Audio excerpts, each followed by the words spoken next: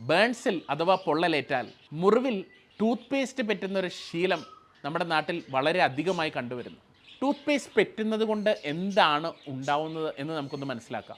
Tooth പേസ്റ്റിൽ അധികം അടങ്ങിയിരിക്കുന്നത് കെമിക്കൽസാണ്. Fluoride പോലെയുള്ള ആസിഡിക് ആയിട്ടുള്ള പല സാധനങ്ങളും അത് ശരീരത്തിന് ദോഷം ചെയ്യുന്നവയാണ്. ടൂത്ത് പേസ്റ്റ് പറ്റിയാൽ എന്താണ് സംഭവിക്കുക? ഒന്ന്, ഊണ്ട് ഇൻഫെക്ഷൻ കൂടാനുള്ള സാധ്യത കൂടും. ഊണ്ട് ഇൻഫെക്ഷൻ കൂടിക്കഴിഞ്ഞാൽ അത് പിന്നെ പഴുക്കുകയും മറ്റു കോംപ്ലിക്കേഷനിലേക്ക് പോവുകയും ചെയ്യും. രണ്ട്, മുറിവ് ഉണങ്ങാനുള്ള താമസം കൂടുതലായിട്ട് എടുക്കും.